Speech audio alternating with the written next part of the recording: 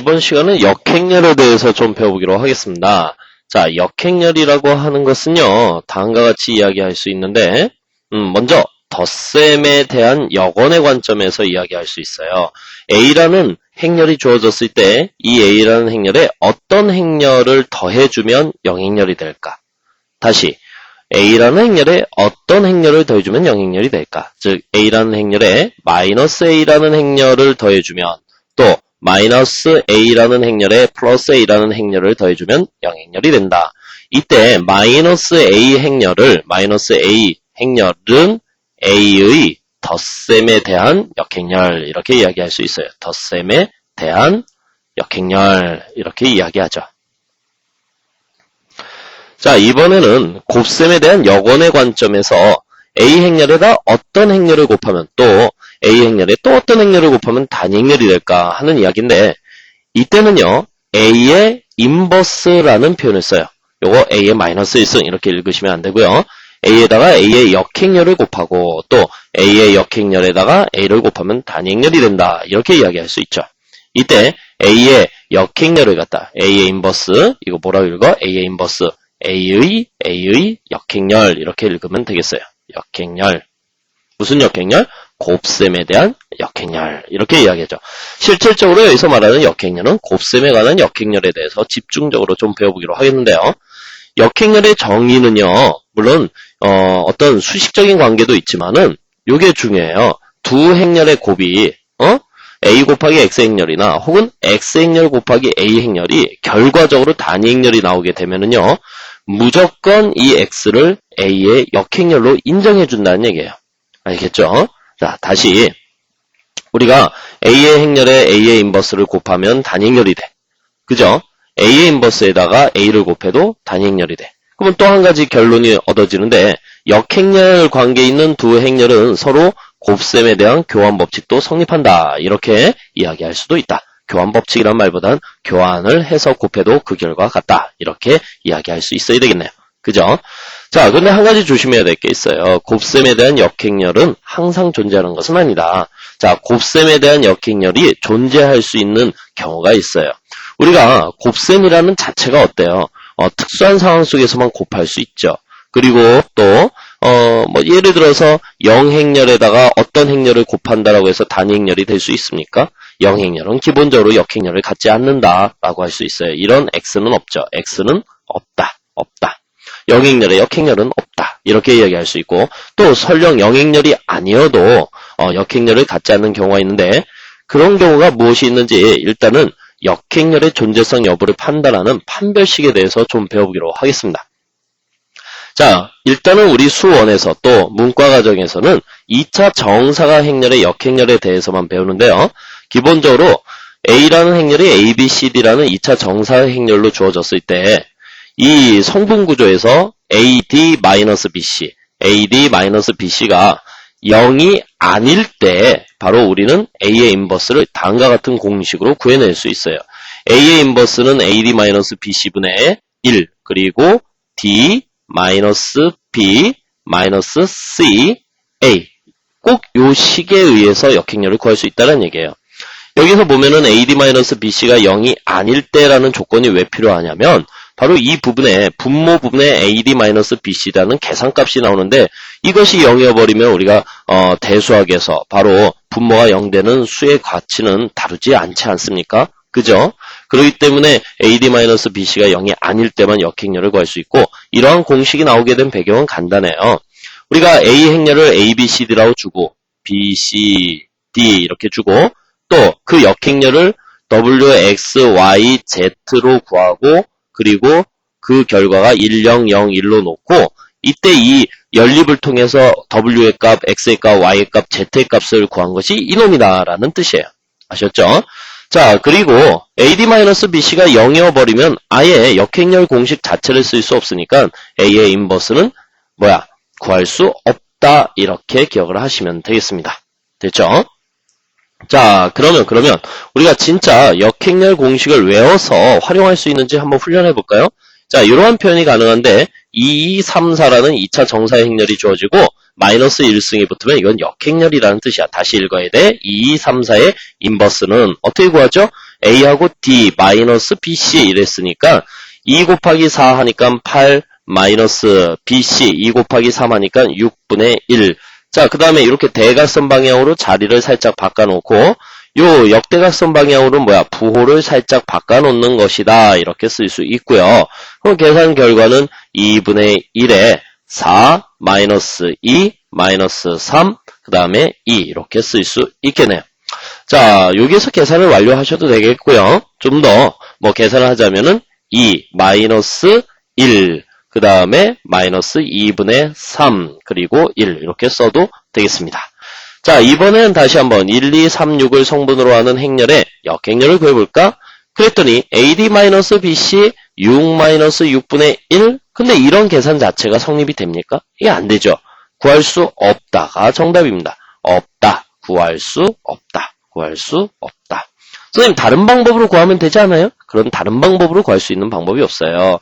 실제 1, 2, 3, 4의 역행렬을 W, X, Y, Z로 놓고 또 그 결과가 1, 0, 0, 1로 놓고 풀면 결국 불능의 형태가 됩니다. W 구할 수 없고 X 구할 수 없고 Y 구할 수 없고 Z 구할 수 없다라는 얘기예요.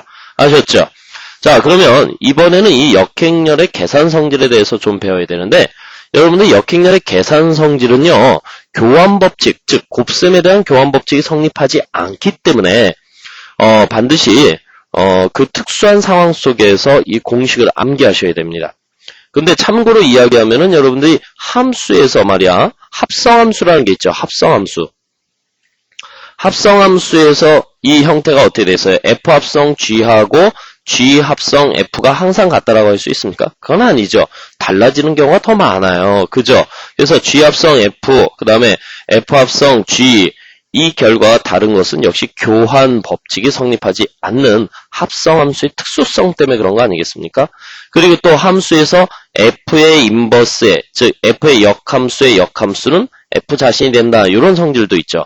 그래서 이 역행렬을 이해하실 때는요, 이 합성함수 또는 역함수의 성질과 연동해서 암기하시면은 좀 더 기억이 오래 간다. 이렇게 할 수 있습니다.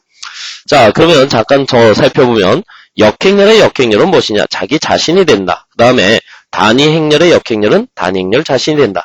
자, 함수에서도 이런 거 있죠. 아이덴티티 펑션 항등함수의 역함수는 항등함수 자체가 된다라고 하는 거 기억하실 수 있죠. 자, 그 다음에 두 행렬의 곱이 단위 행렬이 되면 상호간에 무슨 관계로 인정해줘야 된다? 역행렬 관계로 인정해줘야 되니까 A는 B의 역행렬이요, B는 A의 역행렬이다 라고 해도 된다. 알겠습니까? 자, 그 다음에 또 우리 합성함수에서 F 합성 G의 전체의 역함수는 어떻게 써요? G의 역함수 합성 F의 역함수 이렇게 해서 순서가 중요하다라고 했죠? 그렇기 때문에 행렬에서도 A 곱하기 B 행렬의 역행렬이라고 하는 것은 반드시 B의 역행렬 곱하기 A의 역행렬로 표현할 수 있습니다. 물론 이때 조심해야 될 것은 A와 B의 각각의 역행렬이 존재해야 되겠고요. 역행렬이 존재하지 않는 행렬끼리 곱하면 그 결과도 역행렬이 존재할 수 없습니다. 왜냐하면 우리가 A 곱하기 B의 인버스를 다음과 같이 쓸 수 있다는 건 대공리거든요. 이미 증명된 사실이고 꼭 이렇게 써야지만 된다는 얘기예요. 그러면 B의 인버스나 A의 인버스가 존재하지 않는다면 이 A 곱하기 B의 인버스를 다음과 같이 쓸 수 없어지게 되겠죠. 그죠? 그래서 A 곱하기 B의 인버스를 구하기 위해서는 기본적으로 A의 인버스와 B의 인버스가 존재한다라는 대전제가 있어야 될 거예요. 자, 그 다음에 A 곱하기 B 곱하기 C의 인버스가 각각의 역행렬이 존재한다면, 그죠? 이렇게 쓸 수 있다는 게, C의 인버스, B의 인버스, A의 인버스. 여러분들이 기억해야 되는 것은 역시 순서다라고 하는 것을, 기억하셔야 되겠습니다. 순서가 중요하다. 자, 그 다음에 여기서 K는 숫자고 A는 행렬이라고 했을 때, K 곱하기 A 행렬의 역행렬을 구하시오. 이렇게 되면, 이 K는 어떻게 처리하냐? 바로 숫자이기 때문에 말 그대로 역수를 취해줍니다. K분의 1. 그리고 A는 행렬이니까 A의 인버스 이렇게 쓸 수 있습니다. 아시겠죠? 자, 그 다음에 A의 n승의 인버스라고 하는 것은 언제든지 A의 인버스의 n승으로 쓸 수 있어요. 그러나 이런 표현은 불가능하다. A의 마이너스 n승 이런 표현은 행렬에선 쓰지 않습니다. 자, 그 다음에 B의 인버스 곱하기 A 곱하기 B의 n승은 항상 b의 인버스 곱하기 a의 n승 그리고 b 이렇게 쓸 수 있습니다. 자, 그 이유는 간단하게 증명이 가능한데요. 자, 우리가 b의 인버스 a 곱하기 b의 3승을 한번 써볼까요? 그러면 이거 어떻게 쓸 수 있어요? b의 인버스 a 곱하기 b 또 b의 인버스 a 곱하기 b 또 b의 인버스 a 곱하기 b 이렇게 쓸 수 있는데 역행렬 관계에 있는 두 행렬을 곱하면 단위 행렬이 되겠죠. 그리고 단위 행렬과 어떤 행렬을 곱해도 자기 자신이 나오지 않습니까? 그러니까 결과적으로 b의 인버스 남고 여기서는 a 남고 a 남고 a 남으니까 a의 3승 이렇게 쓸 수 있고 또 여기에서는 b가 남으니까 b. 그러면 설령 이것이 n이라고 했을 때 n번 곱하게 되면 가운데 있는 것만 n이 된다. 자, 이것의 구조가 바뀌어도 역시 b 그 다음에 a의 n승 또 b의 인버스 이렇게 쓸 수 있다는 거 역시 기억해 주셔야 되겠습니다. 그 다음에 행렬이 말이야 어떻게 자기 자신이 자기 자신의 역행렬꼴이 되는 경우가 있어요. 그죠? 그러면 양쪽에 a를 곱해주면 a의 제곱은 반드시 단위 행렬이 된다. 거꾸로 얘기하면 제곱을 해서 단위 행렬이 되면은 바로 자기 자신이 자기 자신의 역행렬꼴을 만족한다. 이렇게 이야기할 수 있어요. 이런 경우는 굉장히 많이 생길 수 있는데 이런 이야기 한번 해볼까? 여기서 우리가 말이죠. 케일리 해밀턴을 전 시간에 배웠어요. 자, 예를 들어서 a라는 행렬을 A, B, C, D로 정의해 놓은 상태에서 A의 제곱 마이너스 A 플러스 D 그 다음에 A 플러스 AD 마이너스 BC E는 영행렬이다 라는 것이 켈리 해밀턴식 아니겠어요. 근데 여기에서 만약에 A 플러스 D가 0이고 AD 마이너스 BC가 마이너스 1이 되도록 A, B, C를 결정해주면 무조건 A의 제곱 마이너스 2는 영행렬이 되어서 A의 제곱은 단행렬이 나오겠죠. 따라서 이 조건을 만족하도록 만든 수 배열이 되는 행렬식들은 모두 자기 자신이 자기 자신의 역행렬이 된다는 얘기야. 한번 만들어 볼까? A 플러스 D가 0이 되도록? 그러면 A 플러스 D가 0이 되려면 여기 0 들어가고 0 들어가고 AD 마이너스 BC가 마이너스 1이 되도록 여기에다가 1 들어가고 여기가 1 들어가면은 요 행렬식 A는 바로 A의 인버스를 구해보면 바로 자기 자신이 된다는 얘기예요. 알겠습니까? 이렇게 자기 자신이 된다는 얘기야. 또 만들 수 있죠. 뭐 이런 거 한번 만들어 볼까? B라는 행렬은 여기가 1이고 여기가 마이너스 1이야. 그러면 뭐야? A 플러스 D는 0이 되겠죠. 그 다음에 AD 마이너스 BC가 뭐가 되면은 AD 마이너스 BC가 마이너스 1이 되면 그럼 여기가 0 들어가고 여기가 0 들어가면은 뭐가 되겠어요? 이것도 B의 인버스는 결국은 1, 0, 0, 마이너스 1이 된다. 이렇게 쓸 수 있다는 얘기예요. 이거 말고도 무수히 많이 만들어낼 수 있습니다. 아시겠죠? 오케이? 정정정정정. 자, 따라서 역시 케일리 해밀턴식을 알고 있으면은 이런 특수한 형태에 대한 예들을 갖다 쉽게 여러분들이 생각해낼 수 있겠죠. 자, 이번에는 또 순서가 중요한 문제인데요. A 곱하기 X 행렬의 결과값이 B 행렬이 나왔대요. 그때 나는 X 행렬을 구하고 싶어요. 그러면 이런 것은 연립방정식으로 풀 수 있지만 역행렬을 이용해서 이항법에 의해서 간단히 구할 수도 있는데 한 가지 조심해야 될 것은요. X가 주어진 행렬의 곱에서 왼쪽 오른쪽으로 구별했을 때 오른쪽에 있고 A가 왼쪽에 있죠. 그러면 이 왼쪽에 있는 A는 대응변에 왼쪽으로 넘어가줘야 돼. A의 인버스 곱하기 B 이렇게 쓸 수 있어요. 자, 원리적으로는 이렇게 또 설명할 수 있는데 A 곱하기 X 행렬이 B인데요. A의 인버스가 있다면 A의 인버스가 존재한다면 물론 이렇게 조건이 성립이 되어야 되겠죠. 한다면 양변에 곱해주세요. 그러면 A의 인버스 곱하기 A, X는 A의 인버스 곱하기 B 이렇게 쓸 수 있고 이것은 단위 행렬이 되니까 X 행렬만 남고 여기서는 A의 인버스 B다. 행렬은 곱셈에 대한 교환 법칙이 성립하지 않기 때문에 반드시 그 위치, 순서가 중요하다는 이야기예요. 알겠죠? 됐습니까? 이것을 갖다 단순하게 써버리면은 왼쪽에 있는 것이 왼쪽으로 넘어가면서 역행렬이 취해진다. 이렇게 기억하셔야 되는데 역시나 역행렬이 꼭 존재해야 돼. 자, 이번에는 오른쪽에 있는 것은 그러면 오른쪽으로 넘어간다. 그래서 B 곱하기 A의 인버스다. 이렇게 꼭 써줄 수 있어야 한다. 순서가 중요하다. 이 순서를 틀려서 곱해버리면 완전히 다른 결과가 나온다. 자, 이번에는 또 이런 생각을 해보자. A가 역행렬을 갖지 않으면 말이죠. 역행렬을 갖지 않는 어떤 행렬에다가 임의의 정사 행렬 B, 어떤 행렬을 곱해줘도 그 결과값, 즉 A 곱하기 B 행렬이나 B 곱하기 A 행렬이나 모두 역행렬을 갖지 않는다. 알겠습니까? 오케이. 그래서 역행렬을 갖는 행렬끼리의 곱만이 역행렬을 가질 수 있다. 역행렬을 갖지 않는 행렬의 곱은 역행렬을 갖지 않는다. 이런 것도 역시 기억을 하셔야 되겠습니다. 자, 그러면 우리가 역행렬의 공식을 이용해가지고, 좀 더 쉽게 문제를 푸는 방법에 대해서 좀 배워보기로 하겠습니다. 자, 3, 4, 2, 3 곱하기 x행렬의 결과가 1, 2, 3, 4가 나왔대요. 자, 이때 x행렬을 구하고 싶거든요. 그러면 이 x행렬을 우리가 이렇게 쓸 수도 있을 거야. 만약에 w, x, y, z로 놓고, 식을 세우면 4개의 식이 나오고 그 4개의 식을 연립하면 x 구하고 w 구하고 y 구하고 z 구해가지고 x 행렬을 구할 수 있겠지만 그 4개의 연립방정식을 구하는 게 귀찮으니까 어떻게 하면 되겠어? 요걸 왼쪽에 있는 식을 왼쪽으로 넘겨서 x라고 하는 것은 3, 4, 2, 3 인버스 그 다음에 1, 2, 3, 4 이렇게 쓸 수 있죠. 자, 역행렬 공식 한번 훈련해볼까?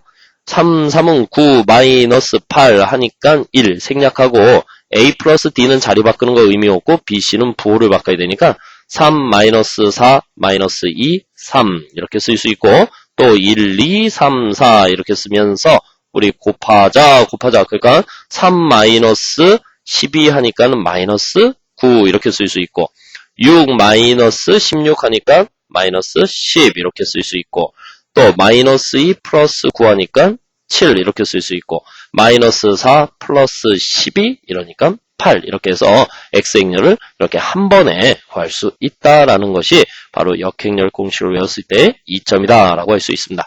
자, 이번에는 오른쪽에 있는 녀석이니까 오른쪽으로 넘기면서 계산을 하는데 x는 2, 3, 5, 7 곱하기 그 다음에 또 뭐 하면 돼? 2, 5, 3, 7의 인버스 이렇게 쓰면 되겠습니다.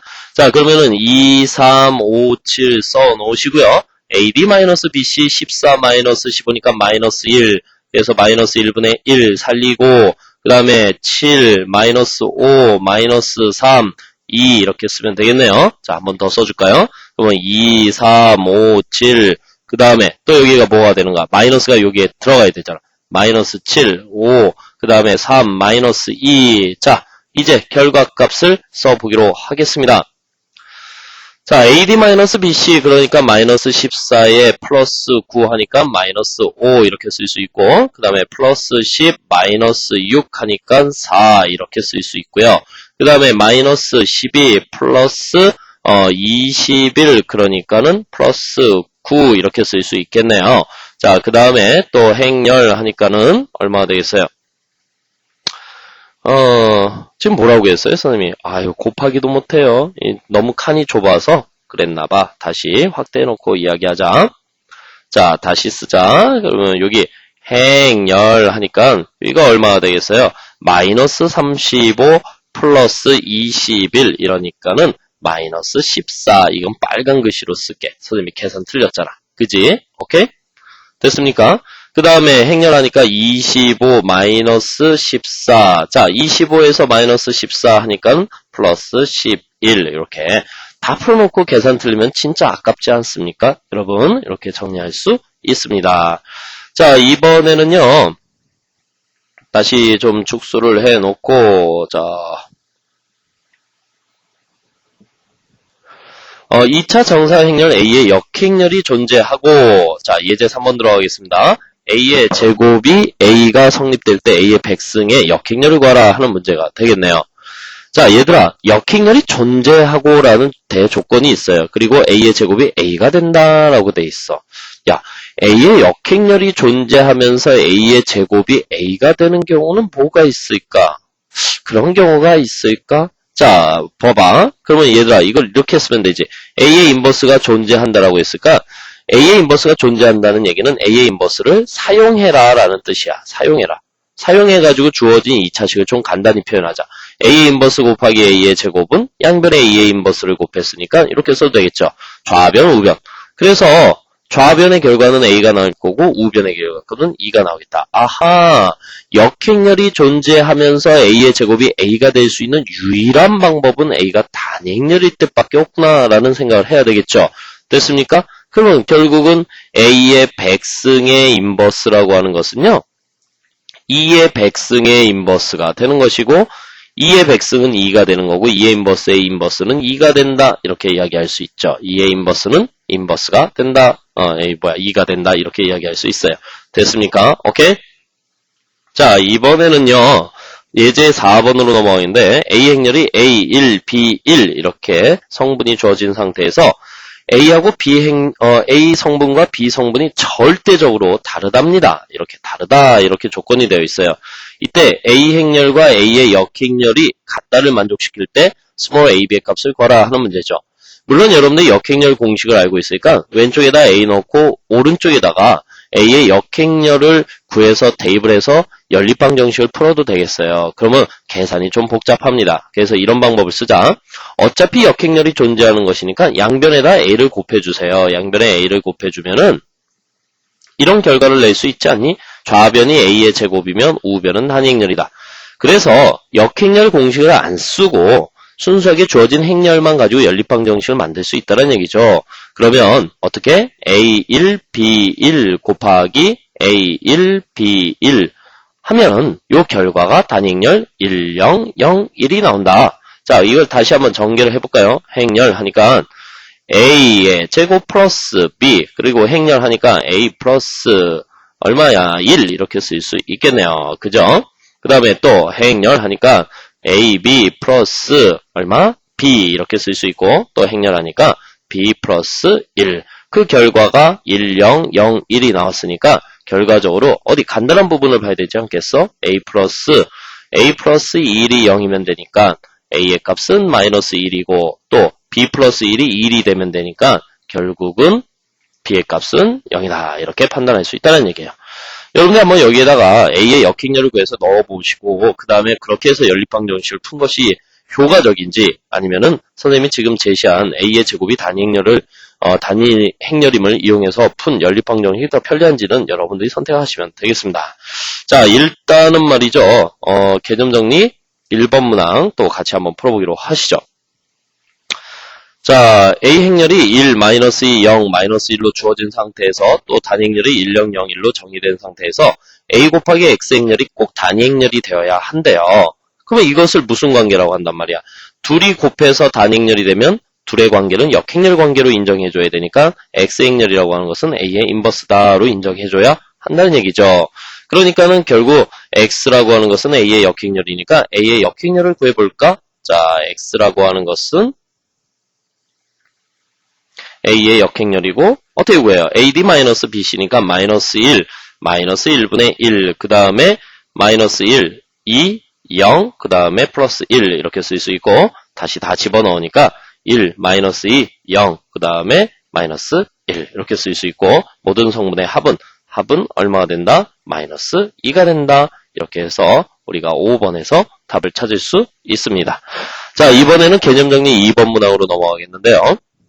주어진 행렬의 역행렬이 존재하기 위한 필요 충분 조건은 이렇게 이야기했고 여기는 한데없이 A는 임의의 실수라는 말이 주어져 있습니다. 자, 역행렬이 존재하려면 바로 AD-BC의 값이 0이 아니어야 되겠죠. 자, 여기에서 즉 역행렬의 존재성 여부를 판단한다라고 해가지고 판별식 디터미넌트라는 말을 쓰는데 2차 방정식의 실근을 가질 조건 그것도 디터미넌트 판별식이라고 하죠. 그래서 이것은 행렬식, 즉 행렬의 역행렬이 존재하는가를 판단한다 이래서 행렬식이라는 말을 쓰기도 합니다. 어쨌든 디터미넌트 동일한 D자를 쓰니까 어떻게 쓸 수 있어? 디터미넌트가 0이 아니어야 되겠죠. 역행렬이 존재해야 되니까. 그지? 그러면 풀이의 과정 들어가면은 뭐라고 쓸 수 있어? 모든 실수 A에 대해. 자, 얘들아, 다시 1학년 때 배웠지만 A는 임의의 실수. 자, 임의의 실수 A에 대해, 모든 실수 A에 대해 A에 관계없이 이런 말들을 쓸 수 있죠. 이거는 일종의 절대성을 갖는다, 절대부등식 이런 표현을 쓰는데 모든 실수 A에 대해서 자, 디터미넌트 들어가 볼까요? 디터미넌트 어떻게 되겠어요? 1-A, 그 다음에 3-A, 마이너스 2b가 죽었다 깨어나도 0이 아니어야 돼. 이런 뜻이죠. 자, 그러면 이것은 어떻게 되죠? 3-4a 플러스 a의 제곱 마이너스 2b 다시 아름답게 정리하니까 a의 제곱 마이너스 4a 그 다음에 플러스 3 마이너스 2b가 0이 아니어야 해. 자, 그러면 어떤 실수 a에 대해서도 임의 실수 a에 대해서도 모든 실수 a에 대해서 a에 관계없이 주어진 2차 a에 관한 2차식의 결과가 0이 되지 않기 위해서는 얘들아 이거 뭐야 2차 함수로 본다면 결국 그래프가 이러한 형태가 되어야 한다라는 얘기죠. 자, 이러한 형태가 무슨 뜻이야? a 절편을 갖지 않아야 된다. a 절편이라는 것은 즉 a에 관한 2차식의 결과값이 0이 된다는 뜻 아니겠어요? 그러니까 a절편을 갖지 않는 구조, 즉 2차 함수에서 2차 함수의 x절편을 갖지 않는 구조, 이것을 수학적으로 얘기하면 바로 여기에서 또 판별식이란 말이 나오죠. 디터미넌트가 0보다 작아. 자, 이것은 뭐야? 실근의 존재 여부를 판단하는 디터미넌트야. 여기에서는 행렬식이라고 부른다고 했죠. 행렬에 역행렬이 존재하는가 여부를 판단하는 판별식이고, 그죠? 그러면 여기서 어쨌든 또 한 번 판별식을 써야 되겠죠. 그래서 판별식 D는 근데 뭐야 1창의 개수가 짝수니까 우리 이런 거 4분의 D다라고 쓰면서 뭐라고 쓰면 되겠어요? 바로 마이너스 2의 제곱 마이너스 3 플러스 2b가 무조건 뭐 해야 된다? 0보다 작다 이렇게 쓸 수 있다라는 얘기예요. 그죠? 그래서 이거 정리해주면 얼마가 되는 거야? 얘가 4 마이너스 3 플러스 2b가 0보다 작다 이렇게 쓸 수 있고 넘어가서 정리하니까 b의 값은 마이너스 얼마? 2분의 1보다 작다 이렇게 판단하면서 이것이 바로 주어진 행렬이 역행렬이 존재하기 위한 필요 충분 조건이다 이렇게 판단할 수 있다는 것이죠. 됐습니까? 그래서 5번에서 답을 찾을 수 있다. 그 다음에 개념 정리 3번 문항으로 들어가 보기로 하겠습니다. 자, 개념 정리 3번은요. 두 2차 정사 행렬 AB에 대하여 A 행렬이 1, 1, 2, 3이라고 주어져 있고요. 그 다음에 A 곱하기 B의 인버스가 2, 마이너스 1, 7, 마이너스 4일 때 행렬 B의 모든 성분의 합을 구하여라 하는 문제가 되겠습니다.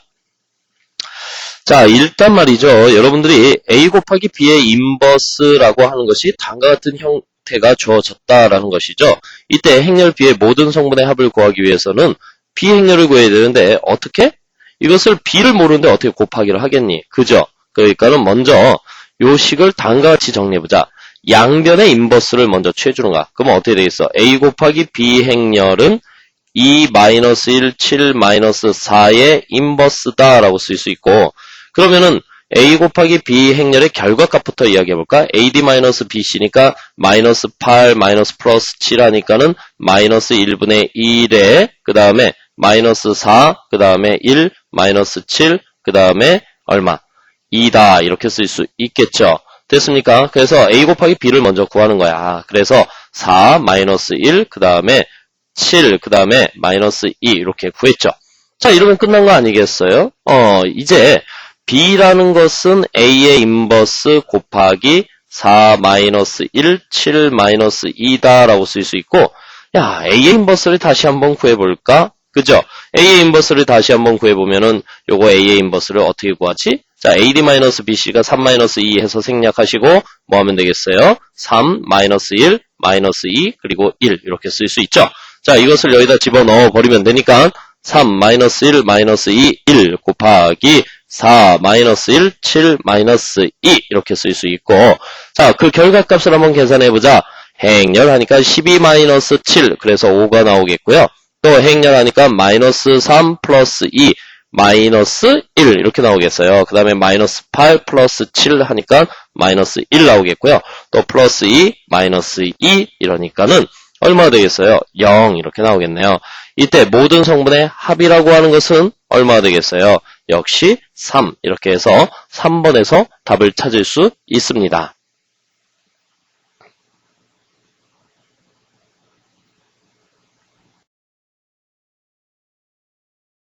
자, 이번에는 개념 정리 4번 문항 풀이에 들어가기로 하겠습니다. 자, 먼저 조건을 살펴보시면 모든 실수 x에 대해 자, 다음과 같은 성분값으로 이루어진 2차 정사 행렬이 있습니다. 자, xfx 또 fx-1 또 x를 성분으로 하는 2차 정사 행렬에 역행렬이 존재할 때 다음 보기 중 fx가 될 수 있는 것을 모두 골라라. 이랬습니다. 자, 일단은 역행렬이 존재한다고 했으니까 디터미넌트는 0이 아니어야 되겠죠. 그죠? 자, 그러면 디터미넌트 어떻게 구하니? 여기다 구해볼까? D라고 하는 것은 xfx 곱하기 x 마이너스 있을까? 플러스 fx 이렇게 쓸 수 있고 이 결과값이 0이 아니어야 돼. 이렇게 쓸 수 있어요. 자, 그런데 이 부분을 좀 더 정리해 보시면은요. 뭐라고 쓸 수 있어요? fx로 묶어주니까 바로 fx 곱하기 x의 제곱 플러스 1이 0이 아니어야 해 라고 했어요. 자, 즉 모든 실수 x에 대하여 주어진 식이 0이 아니어야 되는데 모든 실수 x에 대해서 x의 제곱 플러스 1은 반드시 0이 안 되죠. 그렇죠? 허수가 들어가지 않는 이상 x의 제곱 플러스 1이 0 될 수 있는 방법이 없단 말이야. 그러면 fx도 역시나 0이 아니어야지만 즉 fx 곱하기 x의 제곱 더하기 1이 0이 되지 않는 거 아니겠습니까? 모든 실수 x에 대해서 fx가 0이 되지 않는다? 그러나 주어진 기억에서의 fx라고 하는 것은요. x축, y축을 기반으로 하며 원점을 지나는 1차 함수죠. 그러면 x가 0이어버리면 fx의 값도 0이 될 수 있지 않습니까? 그래서 모든 실수 x에 대해서 0이 되지 않는다라는 조건을 만족할 수 없고 즉 x가 0일 때 0이 되므로 기억은 fx의 자격이 안 된다. 자격입니다. 자, 그러면 fx가 2의 x승. 이거 뭐예요? 지수함수잖아요. 지수함수 그래프 어떻게 그리니? 여기가 x축, 여기가 y축, 그래서 2의 x승. 자, 모든 실수 x에 대해서 항상 0보다 큰 결과값이 나오겠고 fx는 죽었다 깨어나도 x절편을 가질 수 없어. 0이 될 수 없어. 그렇기 때문에 니은이 fx가 될 수 있다라고 할 수 있어요. 자, 이번엔 디귿을 살펴보면요. 노감수 그래프네요. 그죠? 자, 여기가 x축, 여기가 y축이고 여기가 0이면서 바로 1,0을 지나는 미수가 2인 노감수 그래프를 그려봤어요. 아하, 그렇구나. 그러면 여기가 얼마예요? x가 1일 때 바로 fx가 0이 될 수 있죠. 그렇기 때문에 fx로서의 자격이 미달하다 이렇게 얘기할 수 있고 여기서 니은만 답이다 라고 할 수 있습니다. 자, 이번에는 개념 정리 4번 문항 들어가기로 하겠는데요. 4번 문항 잘 살펴보시면요. a, b, 2는 2 곱하기 2 행렬로 또 2는 단위 행렬로 주어졌을 때 a는 a의 제곱, a의 제곱은 3a를 만족한다라고 했어요. 그리고 2-a의 역행렬을 2와 a로 나타내라 이렇게 되어 있는데 여기 오타가 좀 있네요. 그죠? 자, b가 쓰이지 않는데 b가 여기에 들어가 있어. 뭐 큰 오타는 아니지만 그래도 기분 나쁘잖아. 그지? 다시 한번 읽어보면 a와 2는 이렇게 해서 즉 a의 제곱이 3a를 만족할 때 2-a의 역행렬을 구해라 하는 이야기가 되겠습니다. 자, 역행렬 문제가 나왔을 때, 즉 성분이 표시되지 않은 상태에서 역행렬이 나왔을 땐 바로 이런 뜻이에요. a 곱하기 b 행렬이 단위 행렬이 되면 이 둘의 관계를 무슨 관계? 역행렬 관계라고 합니다. 역행렬 관계. 자, 다시 말해서 a는 b의 인버스라고 언제든지 쓸 수 있고요. 또 b는 a의 인버스라고 언제든지 쓸 수 있어요. 그것뿐만이 아니에요. a 곱하기 b가 단위 행렬이면요. b 곱하기 a도 단위 행렬이어야 하기 때문에 a 곱하기 b와 b 곱하기 a의 값이 같은 교환성이 가능한, 곱의 교환이 가능한 그러한 형태가 된다는 것이에요. 자, 어쨌든 말이죠. 역행렬을 설명할 때 가장 중요한 포맷은요. 두 행렬의 곱과 단위 행렬로 표현할 수 있어야 한다는 얘기예요. 자, 그렇다면 지금 주어진 a의 제곱 이꼴 3a라고 하는 녀석을 2-a의 형태로 좀 표현할 수 있어야 되겠는데 어떻게 하지? 자, 봐봐. 그러면 일단은 가장 보편적인 방법은 경험을 토대로 해서 문제를 푸는 거죠. 3a의 제곱 마이너스 3a가 0행렬인데 여기다 어떤 행렬을 곱하면은 2-a를 포함한 인수분해가 가능할까? 이걸 좀 생각해내야 된다는 얘기야. 그러면 a의 제곱 마이너스 3a 해놓고 a와 2의 개수가 각각 1이니까는요. 저는 여기다가 이렇게 한번 써보고 싶네요. 마이너스 플러스 2 이렇게 써봤어요. 는 양쪽에 이 2를 더하는 형태가 돼야 되겠죠. 그죠? 여기 이 2가 없었으니까 여기 영행렬에다가 2, 그 다음에 여기에다가 2 이렇게 써봤어요. 그러면 요 결과적으로 얘기하면 a-2, 2와 그 다음에 a-2는 바로 2다라고 이렇게 인수분해가 되겠네요. 자, 그러면 2-a의 유사한 형태의 a-2가 나온다는 것을 알 수 있고요. 자, 여기에서 어떻게 할까?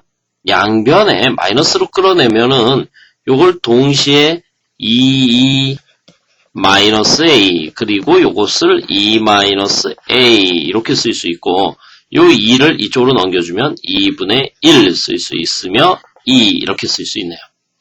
자, 이렇게 써놓고 보니까 두 행렬의 곱이 단위 행렬이 되어서 2-a의 역행렬이 바로 이 녀석이다 라고 하는 것을 알 수 있죠. 그래서 다시 한번 쓰면 2-a의 인버스라고 하는 것은 요거 전개하니까 2-2분의 1a 이렇게 해서 3번에서 답을 찾을 수 있습니다. 자, 근데 뭔가 조금 이상하지 않아요? 선생님이 그냥 여기에서 이걸 보고 양쪽에 이 1을 하자라고 이야기를 했어요. 그럼 여러분들이 이렇게 설명을 좀 이렇게 얘기했죠. 선생님 이거 어떻게 알았어요? 그럼 내가 이걸 경험이야 라고 하면 좀 여러분들 어때요? 그런 얘기는 나도 하겠다 뭐 이렇게 생각할 수 있을 거 아니야. 그래서 이런 방법도 있으니까 잘 기억을 해 놓으시기 바라겠습니다. 자, 어차피 말이죠. 두 행렬의 곱의 형태가 단위 행렬이어야 된다. 두 행렬의 곱의 형태가 단위 행렬이어야 한다. 이러한 설명을 해야지만 역행렬에 대한 설명을 완성할 수 있는 거 아니겠어요? 그죠? 자, 그러다 보니까는 우리가 어차피 말이야. 이 a의 제곱